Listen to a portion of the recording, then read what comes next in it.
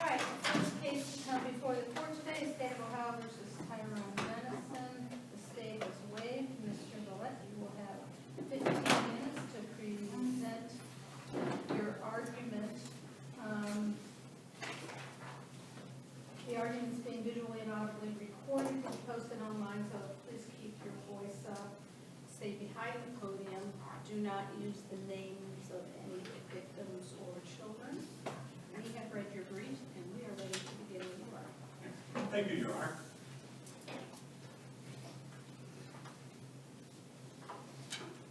And if I may begin. Ready. Your Honors, Jeremy Villette on behalf of appellant defendant Tyrone Dennison. Your Honors, this case goes actually to the very heart of what occurs when there's a fundamental breakdown in our system towards mentally ill individuals. The basic facts, minus actually, I guess, one thing, are not in dispute. Tyrone Dennison has a significant mental health history. Prior to this case, he had been committed 10 separate times for his mental illness. In the course of this case, which took 2.5 years, there is 5 competency evaluations as well as an NGRI evaluation. There is a consistency in all of these evaluations.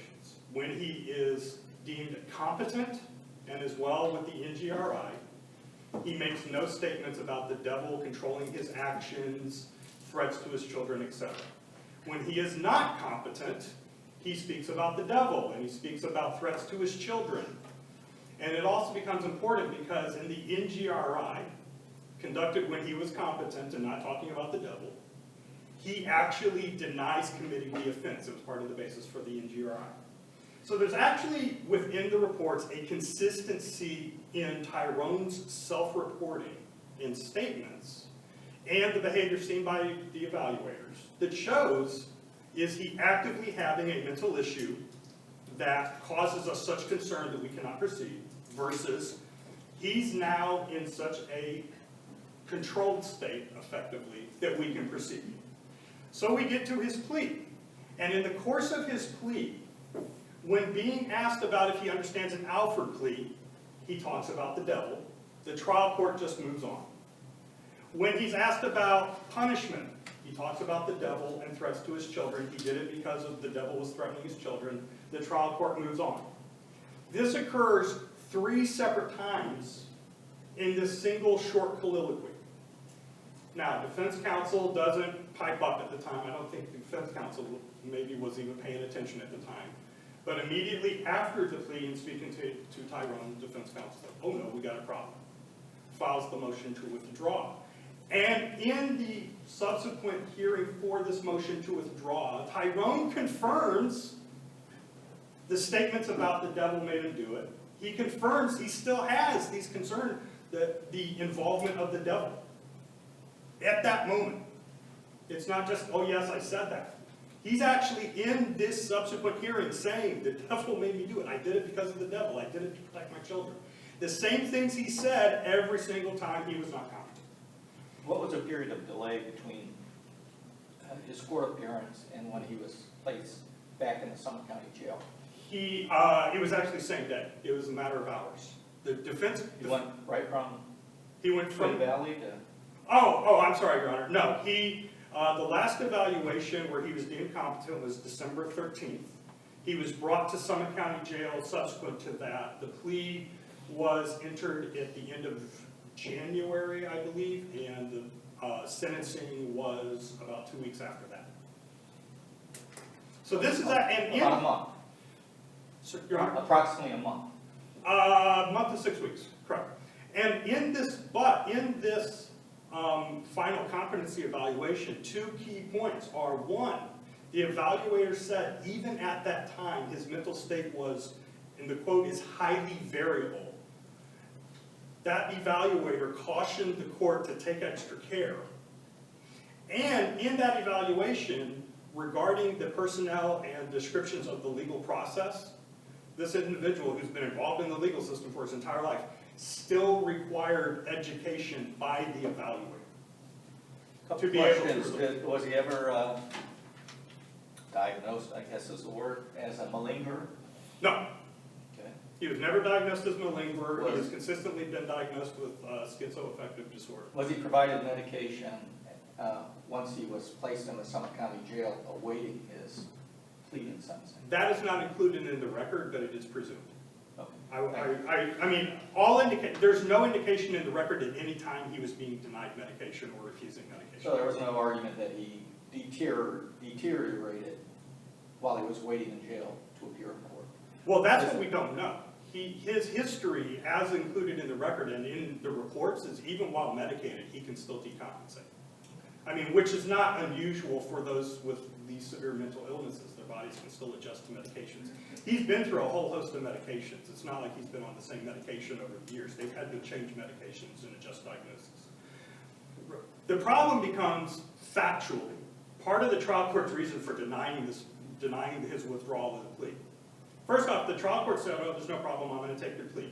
When he's making these statements, the trial court should have been aware of this, and that causes legally a problem. You have a person, when a court has a positive duty to exercise extra caution and undertake additional inquiry, when the person is making the statements they only make when not competent, the trial court should not just be rushing off to take a plea. And the trial court did that here. So really you're arguing that the court should have reevaluated him? At that point, the court had no choice but to reevaluate him. Because the court specifically asked him, is the devil telling you to plead guilty, for instance? And he said no. He understood what he was doing and he was pleading guilty. I understand that, Your Honor, but the only times he ever talked about the devil, in any regard, is when he was not competent. So even if the defendant comes in and says, no, the devil's not making me plead, the devil made me commit these crimes, etc. In the course of this entire 2.5-year history, the only time he makes these statements is when he's not competent. So even if you say, well, he's not saying that, he's making this voluntarily. That voluntariness of saying, no, the devil's not making me plead is irrelevant because his history shows he only makes these statements when he is not competent to stand trial. And that's somewhere in the record. And that is in the record. That is in all of the reports. You read the reports, put them in line. What are his statements? When he is not competent, he makes these statements. When he is competent, he does not. I think Judge Hansel had a question. I did, but you answered it. So without me having to ask, thank you. And this issue with taking the plea goes automatically into the withdrawal of the plea. Because while the trial court has an abuse of discretion in whether to allow the withdrawal, you've got a person who is already demonstrating what they demonstrate when they're not competent. But part of the trial court's reasoning, a fundamental part of the trial court's reasoning, is the trial court says in this subsequent hearing, I don't remember him saying that. I've got an unofficial transcript and I don't remember that. The official transcript shows otherwise. And even in that subsequent hearing, the trial court asked the court reporter, do you remember him saying that? And the court reporter goes, yes. Factually, the factual underpinning for this decision to not allow the withdrawal is contradicted by the record. The trial court at that point had an obligation to take that extra step that the trial courts are required to take regarding the mentally ill when their mental state is in question. This is not an issue of we can second guess the trial court, maybe, maybe not. Tyrone Dennison's statements and behavior were consistent when he was not competent. So what's a court to do if it has a malingerer or somebody who just is acting crazy? Well, unfortunately, you have to. Case would be delayed forever, wouldn't The it? case could get delayed forever, but the court systems, this court system involved here, deals with malingerers. They have evaluators come in and say this is somebody who is malingering, or we're not sure if they're malingering, but there is this evidence of. You can have a hit, you can have an examination of it. The state never claimed that he was malingering. In fact, the state brought up at an earlier proceeding that there was a concern about Tyrone's mental illness and a concern about whether he was actually competent. The state, in this case, the state's only argument on behalf of moving forward with this and whether it was a knowing plea and whether the plea should be withdrawn was the fact that in the NGRI hearing, he did not make statements to the devil. about the devil. Let me ask you something. Under this argument, it sounds to me as though anytime someone is mentally ill, you can never take a plea. That would not be correct, no. Okay. Then I'm going to cite a case, not because I have any knowledge of it, but because it's in the state's brief. State versus Petrie, which is the 9th district. A mentally ill defendant may adhere to a delusional belief that his crime was justified, but still appreciate the legal and moral wrongfulness of his actions, such that he cannot be guilty, although that's insanity, so. Keep going. I apologize. Okay. Well, that's the meat of the first two assignments of error, is that the facts in the record are not in dispute. And the facts, as a matter of legal application, can only lead to not one result, which is the court should have taken that extra step. The court should have ordered an evaluation. The court should have allowed the plea to be withdrawn for an evaluation. I am not saying that the evaluation would have come back and they would have said Tyrone is not competent. What I am saying is that when the trial court does not exercise that utmost caution that they are by law, by Supreme Court of Ohio mandate, ordered to exercise, that trial courts abuse their discretion.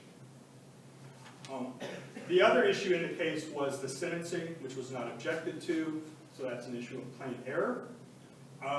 The two big issues are the merger of the two offenses. The facts of the case are not disputed. It was taken as a plea. The state got to make its statement of facts. Nobody objected to those. But the case law shows Tyrone grabbed the victim, took her into the room, committed the rape. It was all a single court. It's not contested. This is all a single course of conduct. The state says, oh, this is two separate things. There's the abduction, there's the rape. Case law shows that the abduction in this case was done as part of and in furtherance of the sexual crime, the rape charge. And so it's not an issue of did the trial court abuse its discretion in regarding the facts. It's not. The issue in this case and why it is plain error is it's only the legal application. And under that, there is clear and convincing evidence that the trial court did not properly apply the law. While the state may argue these are two separate acts, the facts are not in dispute. The cases that are cited in the appellant's brief are exactly on point, and they show that this is a single course of conduct. The charges should have been merged in that regard. It's not a factual issue, it's a matter of legal application, and the trial court did not properly apply the law in that regard. And then the last matter was the credit for time served, which under the facts of this case actually matters because it is a very big chunk of time for Tyrone's behalf. The trial court had said he would get credit for time served. In the sentencing entry, the trial court only gave him the time that he was directly held in Summit County Jail, which came out to about 600 days. He had actually been held under court order for over, I think it was 880 days, if I remember correctly. So while the revised code itself does not directly deal with this, as cited in the brief, the administrative code does. The trial courts are, and the Department of Corrections are constrained by that as well. Once again, this is a matter of legal application. It's not a matter of the facts. The facts are not in dispute. Tyrone was under bond, incarcerated, under court order the entire time this case was in existence. So whether it's this court as a matter of law says he's to get the total credit time served, and the court is, excuse me, with the law, or this court were to say, we will remand this matter for the trial court to effect this order, it's the same result. He's, in terms of the sentence, he's entitled to that entire time that he should be credited. It wasn't, if he had gotten out on bond and had been privately put into a facility, it would be a whole other issue. He was under state authority the entire time, and he should be credited for all that time under the revised code and under case law that follows that. If your honors do not have any other questions, I would otherwise be done.